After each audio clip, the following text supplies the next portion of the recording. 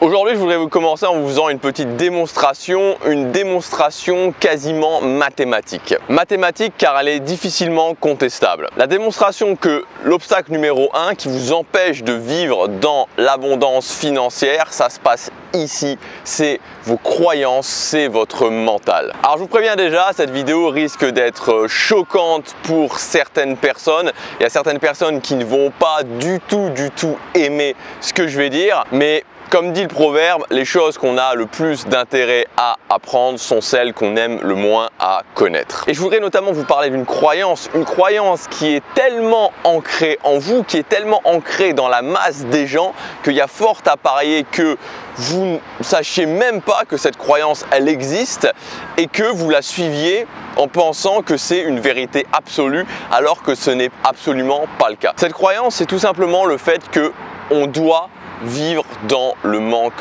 d'argent. Vous avez cette croyance, j'avais cette croyance, la plupart des gens, la quasi-totalité des gens ont cette croyance.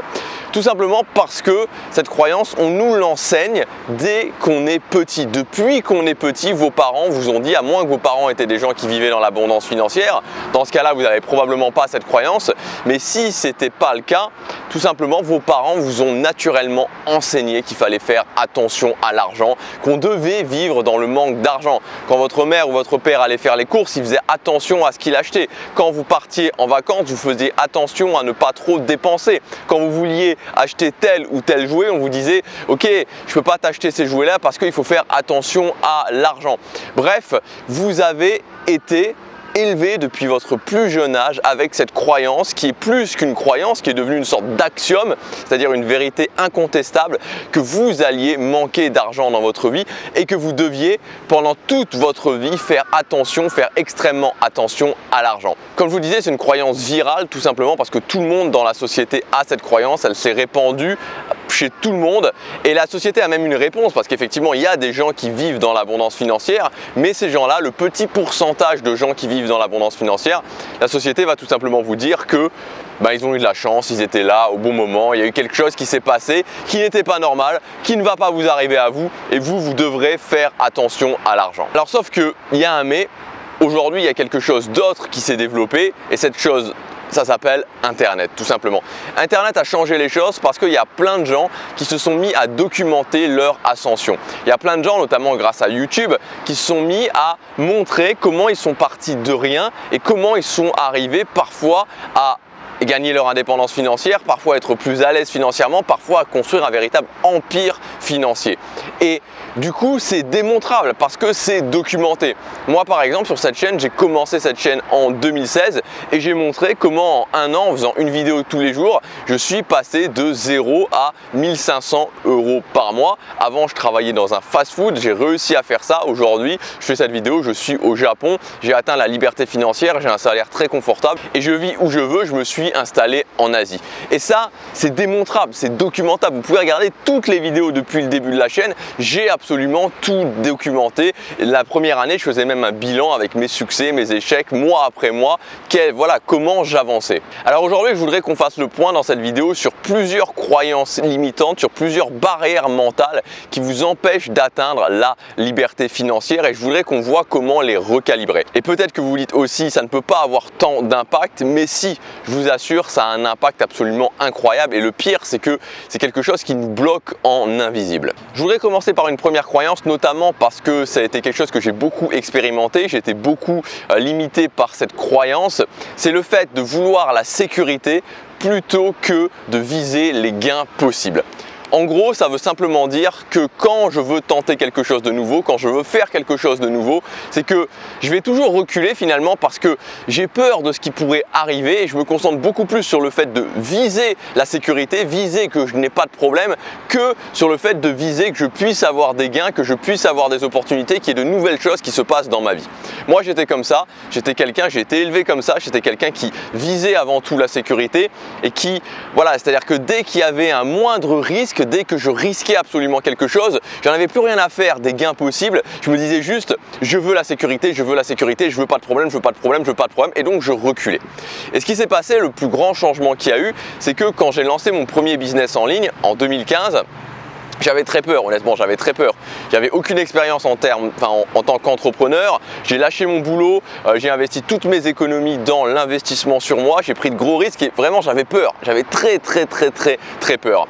Et en plus, ce qui s'est passé, c'est que dans ce premier business en ligne, qui n'avait rien à voir avec ce que je fais aujourd'hui, qui était dans une thématique qui était globalement, on pourrait dire, la thématique du voyage, qui avait rien à voir avec le développement personnel, rien à voir avec l'amélioration personnelle, rien à voir avec le business en ligne, absolument rien à voir avec le fait de gagner de l'argent sur Internet. À un moment donné, il y a des gens qui ont commencé à me menacer, c'est-à-dire j'ai commencé à recevoir des menaces, c'était un truc un petit peu, un truc de fou, mais aujourd'hui honnêtement je le prends rétrospectivement comme un test.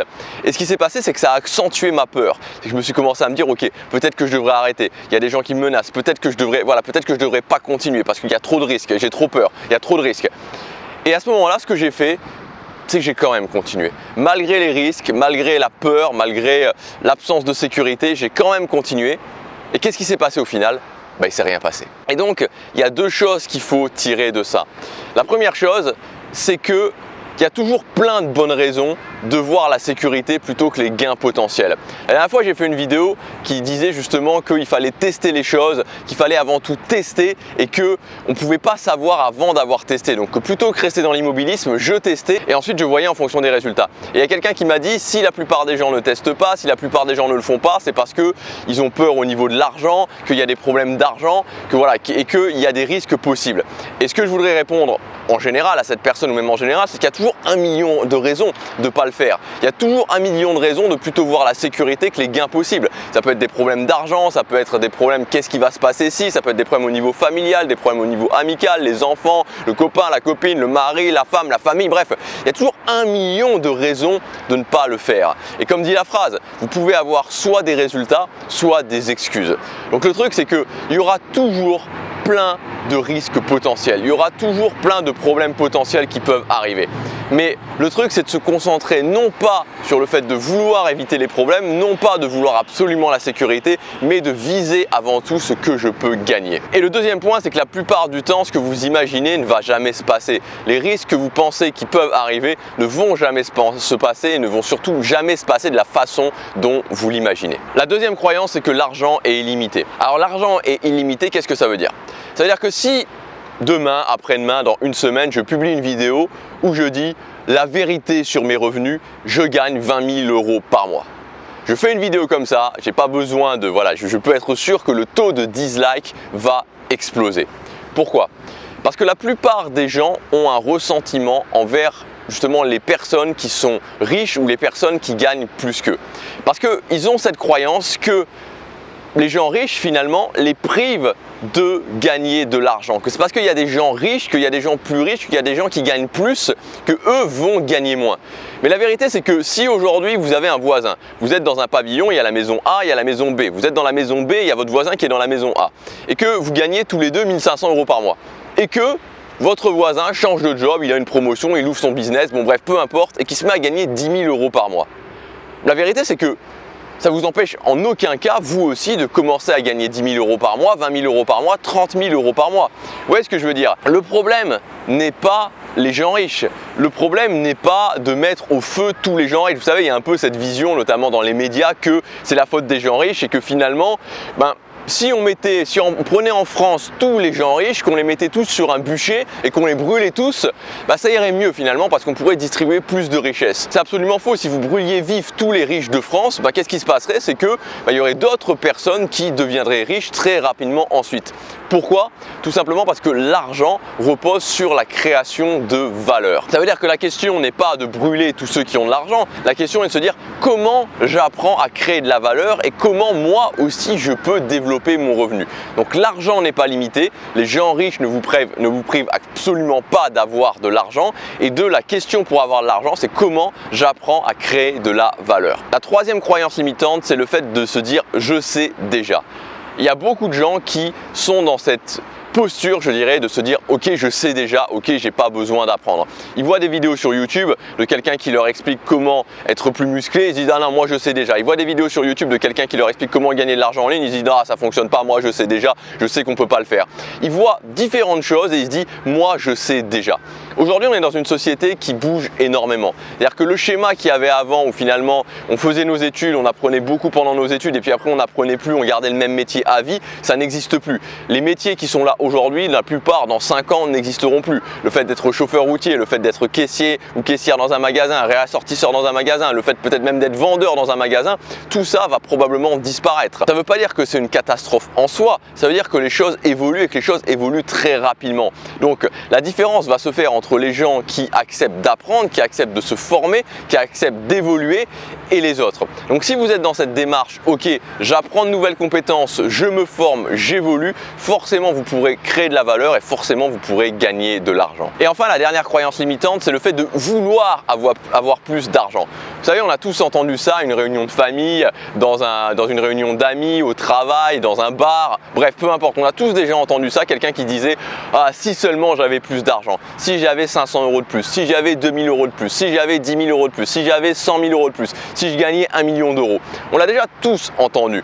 Le problème c'est que il y a une différence majeure entre vouloir plus d'argent, aimer l'idée d'avoir plus d'argent et s'engager réellement pour avoir plus d'argent. C'est pas du tout la même chose. C'est pas du tout la même chose de se dire j'aimerais bien avoir plus d'argent, ça serait sympa si j'avais plus d'argent. Ah, si seulement j'avais 2000 €, si je gagnais 2000 € ou 3000 € ou 4000 €, je pourrais partir en vacances enfin dans une île paradisiaque. Ou si on me donnait 2000 € par mois, je pourrais quitter mon boulot et simplement de jouer au loto ou de jouer à différents jeux en espérant qu'un jour ça fonctionne. Ça, c'est juste aimer l'idée d'avoir plus d'argent, c'est juste vouloir plus d'argent, mais ça fonctionnera jamais. Vous devez passer en mode ok, je veux réellement avoir plus d'argent, je m'engage à avoir plus d'argent. Et donc se dire qu'est-ce que je fais au quotidien, concrètement, dans mon planning, jour après jour, pour avoir plus d'argent. Et à ce moment-là, vous allez y arriver parce qu'il n'y a rien de miracle, il n'y a pas besoin, c'est pas les gens les plus intelligents, objectivement, qui ont plus d'argent, c'est pas les gens qui ont fait le plus d'études. Vous pouvez